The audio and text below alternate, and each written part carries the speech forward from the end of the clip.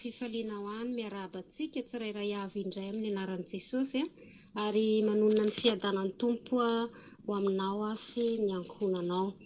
Tonga amin'ny fotoana indray izay hitondrana ny hafatra Andriamanitra dia izao dia fitaovana fotsiny ihany fa mangataka ny fanahy masina indray hanazava ny teny izay tiany ampitaina amiko sy ampitaina aminao ary mangataka hatrany ihany koa ny fanahy masina izy no anendry ny lelako ary anokatra ny masom-panahintsika tsirairay avy amin'ity androandroany ity ka ho tafita indray ny hafatra izay tiany Tompo ho ampitaina amintsika tsirairay avy. Mialohan'izany nefa dia tsaritsika raha hivavaka ametraka izany tenin'Andriamanitra izany indray eo ambany fiarovan'Andriamanitra, eo ambany fitarian'ny fanahy masina. Aleloia.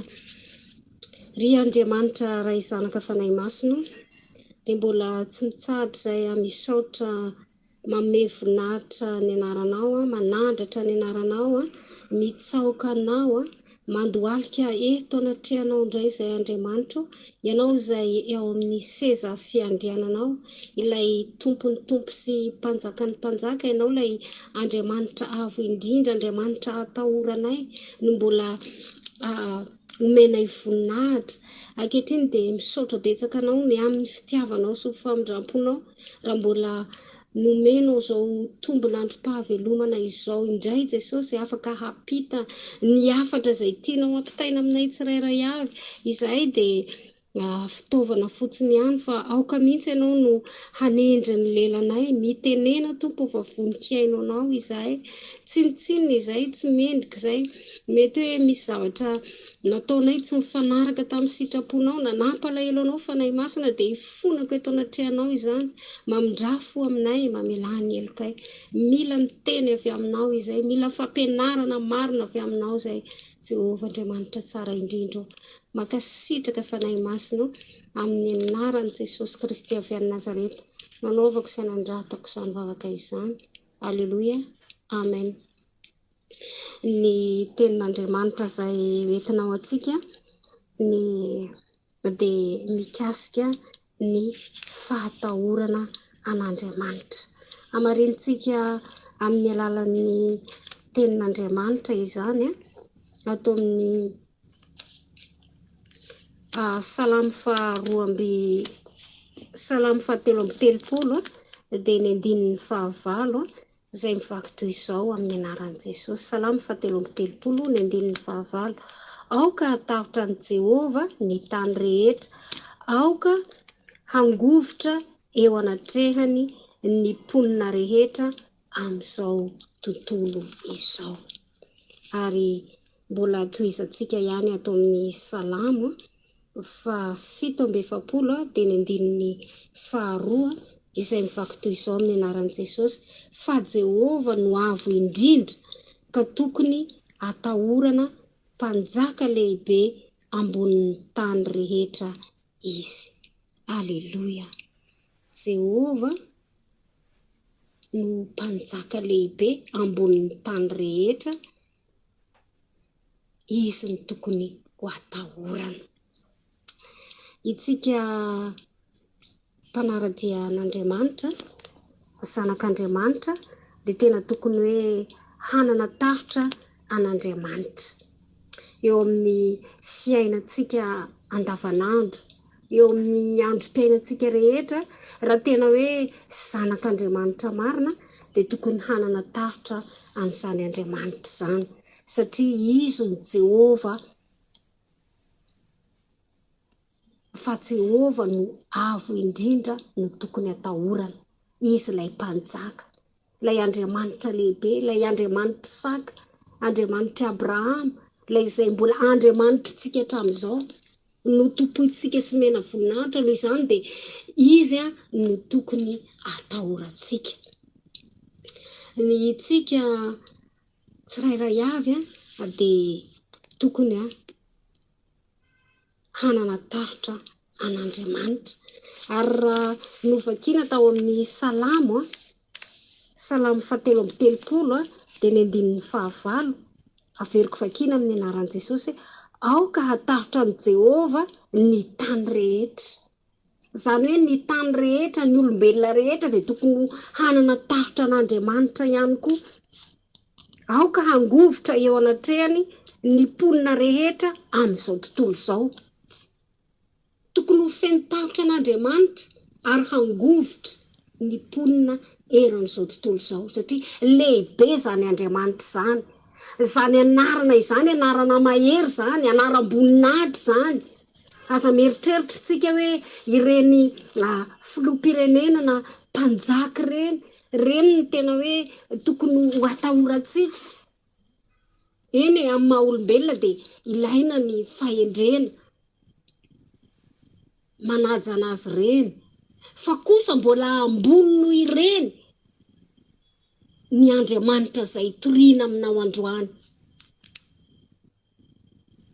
Andriamanitra izao tontolo izao no Andriamanitra toriana aminao androany. Noho izany dia ao tsika tena hoe feno taritra ny eo an'Andriamanitra izay toriana araka ny voalazany ato amin'ny salamo ity. Ilay Andriamanitra any an-danitra ao amin'ny seza fiandrianana. Aza mieritreritra hoe ny Andriamanitra hafa, mety Andriamanitra topoinao, ny Andriamanitra ny sampy, ny Andriamanitra ny razam-bena any no atahorana sy omena voninahitra. Tsy ariavana. Andriamanitra rain'i Jesosy Kristy izay mbola eo amin'ny seza fiandrianana no tokony atahorany ny olombelona rehetra araka ny tenin'Andriamanitra eto.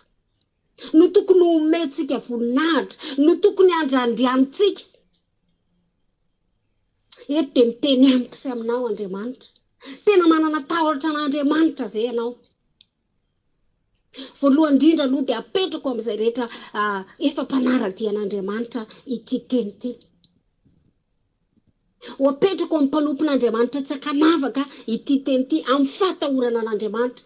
Moa ve tena manompo an'Andriamanitra amin'ny fofeny fahatahorana? Tena manompo an'Andriamanitra marina ve tsika hoe amin'ny tena hoe tahotra an'Andriamanitra no hanompontsika anazy? Noho izany raha tena zanak'Andriamanitra marina Jesosy ianao, dia aoka tena hoe hanompo an'Andriamanitra amin'ny fo feno fitiavana, hanompo an'Andriamanitra amin'ny tahotra. Aoka tsy handeha amin'ny fahazarana fotsiny ihany na fombafomba fotsiny ihany, fa aoka tena hoe hanompo an'Andriamanitra amin'ny fahatahorana. Any ka rehefa hatady ho alay mpanahy ny mpino na ny mpanompon'Andriamanitra, alay mpanahy handeha ho azon'ny fotoaman-dratsy, na handeha koa hoe amin'ny zavatra tsy mifanaraka ny sitrapon'Andriamanitra, dia aoka tonga dia ahatsapa tena fa zanak'Andriamanitra ianao, ka ny Andriamanitra izay topoinao dia Andriamanitra lehibe, Andriamanitra tompony hery sy ny fahefana, Andriamanitra mpanjaka ny mpanjaka. Izy rery ihany no tokony hatahorana. Ka rehefa tena ao anatintsika ilay fahatahorana an'Andriamanitra dia afaka tsy manantanteraka ny ratsitsika, afaka mandositra ny faharatsiana, afaka mifady ny ratsy rehetra, afaka manolotra fakapanahy rehefa ao anatin'ny olona anankiray ny fatahorana an'Andriamanitra. Ry havana, tonga amintsika izao teny izao. Moa ve itsika efa manao ny asan'Andriamanitra io, tena mandeha manao asan'Andriamanitra araky ny hitsiny sy araky ny fahamarinana, manao ny asan'Andriamanitra araky ny fitiavana, tena hoe misy etaeta hoe hitory ny filazantsara marina amin'ny olombelona rehetra, ahatonga ny olombelona rehetra atahitra an'Andriamanitra ka hifady ny ratsy hiala amin'ny faharatsiana maro samihafa, aoko ho feno fahatahorana an'Andriamanitra ny mpino. Aoko ho feno fahatahorana an'Andriamanitra ny mpanompon'Andriamanitra izay milaza fa mpanompon'Andriamanitra manao ny asan'Andriamanitra. Voalohany indrindra dia aoko tena ho feno tahitra an'Andriamanitra ianao. Aoko tsy ho fanantenan-javatra ety amin'izao tontolo izao ity no antony hanomponao an'Andriamanitra, ho atakalinao arena ny fitiavana an'Andriamanitra. Aoko ho feno tahitra an'Andriamanitra izao sy ianao rehefa nofidiana hanao ny asan'Andriamanitra. Rehefa hoe asan'Andriamanitra dia asan'Andriamanitra dia tena mifantoka amin'ny fitoriana filazantsara marina, mifantoka amin'ny fitoriana ny filazantsara atonga ny olona hibebaka, atonga ny olona hiala amin'ny fahotana ka hiazakazaka hitory filazantsara amonjena ny mpanota rehetra mba handovany tsirairay avy izany fiainana mandrakizay izany. Aoka izao sy ianao izay mitory ny filazantsara, tena hoe hoetaeta ato anatintsika tsirairay avy ny amonjena fanahin'olona, aza mieritreritra ny zavatry ny tany, zavatry ny nofo izay mety ho levina, na hoe hanompo an'Andriamanitra fotsiny noho ny amin'ny vola aman-karena, mamita tena ihany izao sy ianao. Raha izay ny ao anatin'ny olona anankiray izay milaza fa manompo an'Andriamanitra dia izao ho diso hevitra ihany izy, tsy ao anatin'ilay fatahorana an'Andriamanitra, matoa mbola mivoana ka mirona any amin'ny fitiavam-bola sy ny fitiavan-karena. Fa rehefa ny olona anankiray no fidian'Andriamanitra, ho feno fahatahorana an'Andriamanitra, tsy misaingisaina zavatra afa-tsy ny ampandrosoana ny fanahin'ny olona anankiray, anakolokoloana ny fanahin'ny olona anankiray, anatsanganana ny ananganana ny fanahin'ny olona anankiray izay tady ho very any amin'ny elo.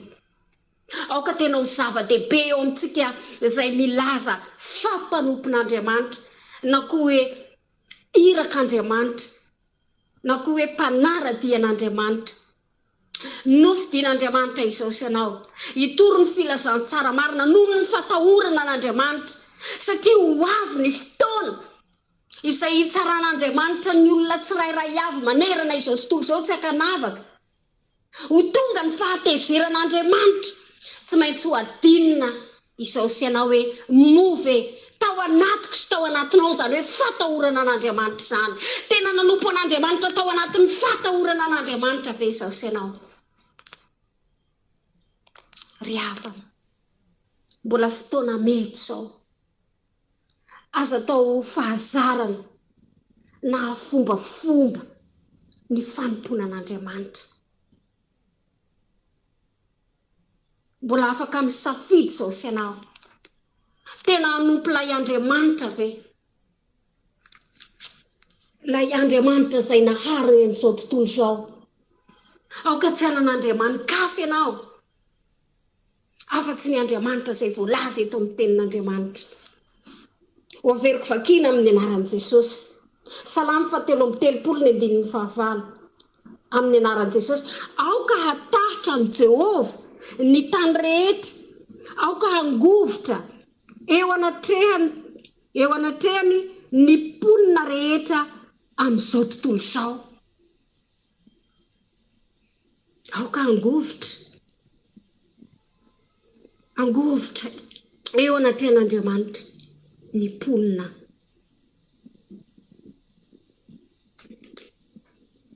Ny mponina rehetra amin'izao tontolo izao. Iza marina ilay Andriamanitra izay atahoranao?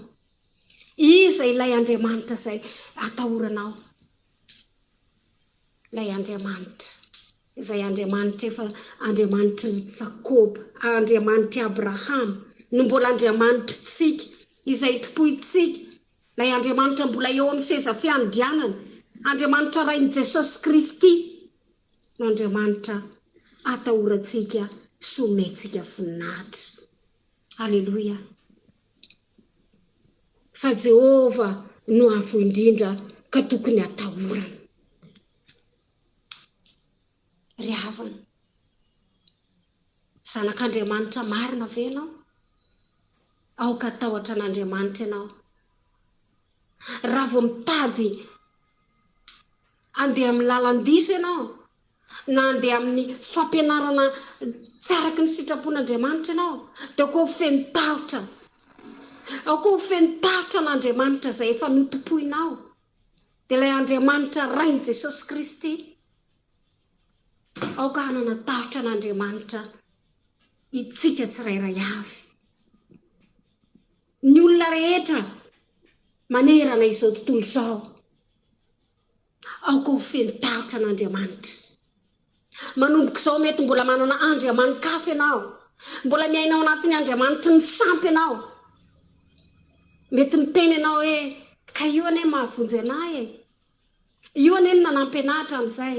Ry havana, ny andriamanitra ny sampy, ny andriamanin-kafa dia izao ny devoly dia mahay makataga. Mety mamonjy ianao anatin'ny fotoana fohy, mety mba mangalatahaka ihany koa izy satria tsarovy fa ny devoly anjely nivadika tany an-danitra, mafantatra ny sekre rehetra ao amin'Andriamanitra. Dia tonga izy mba hamitaka, mba manaonao fahagagana kely eny fa tsy maharitra. Fa izao ny tenin'Andriamanitra, matahora ilay Andriamanitra.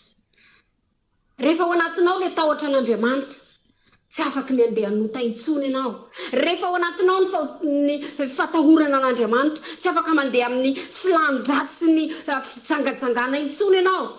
Rehefa ao anatinao ny fatahorana an'Andriamanitra, tsy afaka ny hanompo andriamanin-kafa intsony ianao. Manomboka izao, ajanony ny sampy, ajanony ny andriamanin-kafa izay nitompoinao, fa tsy havonjy ianao io raha tonga ny fotoana izay andaozanao an'ity tany ity. Fa andao hiazakazaka, hanompo indray, maheno ny tenin'Andriamanitra ianao amin'ity androandroany ity. Efa Jehovah no avo indrindra no tokony atahorana. Aoka ho feno tahotra an'Andriamanitra tsika. Izay Andriamanitra izay mbola eo amin'ny seza fiandrianana. Aoka ho feno tahotra azy tsika. Raha teo voavonjy ianao, manomboka izao dia aoka ho feno tahotra an'Andriamanitra. Ario avokoa ny zavatry ny nofo, avelao avokoa ny zavatra mitondra fanagejana ny ara-panahy rehetra, ny tsy mahomby ao amin'ny ara-panahy rehetra. Aoka ho feno tahotra an'Andriamanitra izao sy ianao. Mbola fitiavan'Andriamanitra tsika no mbola ayanontsika ny hafatra. Tsika fitaovana fotsiny any. Fa ny fanahy masina dia mbola tsy mahatafandrimandry ny tsirairay avy. Indraindray efa to efa fombafomba fotsiny sisa ny anompoana an'Andriamanitra, tsy mahatsapa izany hoe aim-panaza antsony ny akamaroam-pino. Aoka ho feno tahotra an'Andriamanitra. Ohatran'ny efa fahazarana fotsiny sisa ny manompo an'Andriamanitra, aoka ho feno tahotra an'Andriamanitra. Ry havana, mbola andro mety izao. Tena misy fahatahorana an'Andriamanitra marina ve ao anatinao. Fa rehefa misy fahatahorana an'Andriamanitra ao anatintsika, dia izao mandositra ho azy ny asan'ny devoly sy ny fakapanahy rehetra. Rehefa feno fahatahorana an'Andriamanitra izao sy ianao, dia tena hoe hijoro mandra-piseho an'i Jesosy eny amin'ny rahona lanitra. Alleloia. Ary ato amin'ny ohabolana ihany koa dia ao amin'ny ohabolana 7:10 mivaky toy izao amin'ny anaran'i Jesosy: ny fatahorana an'i Jehova no fiandoham-pahendrena ary ny fahafantarana ny iray masina no fahazavan-tsaina. Ny fameno. Ny fatahorana an'i Jehova no fiandoham-pahendrena. Izany hoe rehefa matahotra an'Andriamanitra dia feno fahendrena ny olona iray. Ka na ohatra ka mpanompon'Andriamanitra na iraka Jesosy mandeha manao ny asan'Andriamanitra izao sy ianao, feno fahatahorana an'Andriamanitra, dia mazava ho azy fa andeha mpahendrena eo amin'ny fanaovana ny asan'Andriamanitra. Rehefa feno ny fahendrena ny mpino na ny mpanompon'Andriamanitra satria feno tahotra an'Andriamanitra dia fenon'ny fahendrena avy aminy. Dia izao tsy ho silafaka eo amin'ny fanarahana ny tompo. Tsy ho azony devoly ozongozonina ny mpanompon'Andriamanitra sy ny mpino rehefa tena feno ny fahendren'Andriamanitra ka izao ho tody sy ho tafita atsakany sy andavany ny hafatra sy ny fitoriana filazantsara izay toriana amin'ny olombelona rehetra, satria ilay fahendren'Andriamanitra ny ao anatintsika.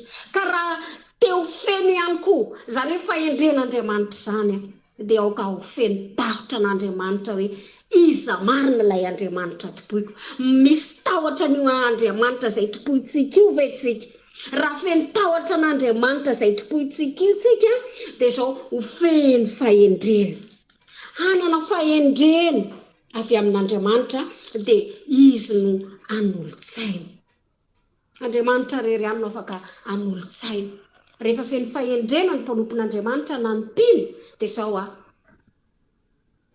mandeha ho azy ny asan'Andriamanitra, misosa ny asan'Andriamanitra, voatary ny asan'Andriamanitra, ary misy fifaliana eo amin'ny mpino sy ny mpanompon'Andriamanitra rehefa manana ilay fahendrena avy amin'Andriamanitra, vokatry ny fatahorana an'Andriamanitra dia izao mandroso ny asan'Andriamanitra. Ary itsika rehefa tena hoe zanak'Andriamanitra marina, mangata fahendrena avy amin'Andriamanitra, fa Andriamanitra irery ihany no afaka ametraka ilay fahendrena ahafahantsika mampandroso ny asan'Andriamanitra. Izao sy ianao mety fitaovana fotsiny ihany, fa rehefa feno fatahorana an'Andriamanitra ka feno ny fahendren'Andriamanitra dia izao manokatra lalana amin'ny asany rehetra Andriamanitra, dia mitombo ny ambadai ny fanjakan'Andriamanitra, mitombo ny olombonjena, satria efa ao anatin'ny vaninandro farantsika mila famonjena izao tontolo izao. Halleluia. Izay no tenin'Andriamanitra izay nentina ao antsika teto dia aoka samy ho feno tahotra an'Andriamanitra ry zanak'Andriamanitra rehetra, ary dia mazotoa eo amin'ny asa fanompoana ho avy tsy ho ela Jesosy fotoana fohy sisa dia izao aza mipetrapetraka intsony, fa izao aoka tena hoe hitory ny filazantsara marina ary manaraka ny fampianarana rehetra izay voalaza ny tenin'Andriamanitra. Izay ny zavatra takian'Andriamanitra, ary indrindra dia mba averiko ihany hangatao ilay fahendrena avy amin'Andriamanitra dia aoka ho feno tahotra an'Andriamanitra itsika eo amin'ny androm-piainantsika rehetra. Halleluia. Ry Andriamanitra ray zanaka fanahy masina, dia mbola velom-pisaorana anao izay ny amin'ny fitiavanao sy famindramponao raha mbola tafita indray izay teny izay. Za Jesosy dia fitaovana, mety hoe mbola misy ny zavatra banga izay mbola tianao ampitaina aminay tsirairay avy ao anatin'izay teninao izay, fa mangataka hatrany ny fanahinao masina mba hikasika ny fona tsirairay avy ianao. Aoka tsy tsatra hiteny ianao fanahy masina, fenoy ny banga rehetra, satria ao anatin'ny vaninandro farany izay Jesosy, ary mangataka ny fahendrena avy aminao, indrindra tena hoe ho feno tahotra anao izay, fa tsy andeha hanompo anao amin'ny fahazarana na fombafomba, fa tena ho feno tahotra anao ny atao anatinay Jesosy, satria anao ilay Andriamanitra lehibe, Andriamanitra mahery. Aoka ianao no Andriamanitra iankofanay, Andriamanitra izay atahoran'izao tontolo izao, ilay Andriamanitra ray Jesosy Kristy. Ianao ilay Andriamanitra izay mbola eo amin'ny seza fiandriananao no atahoranay sy omenay voninahitra, ka makasitraka indrindra fanahy masina, makasitraka indrindra Tompo malalo. Halleluia. Amin'ny anaran'i Jesosy Kristy avy any Nazareta nanaovako sy nanandratako izany vavaka izany. Saotra ray masina. Amen. Dia miraro soa antsika rehetra tahiny Tompo daholo.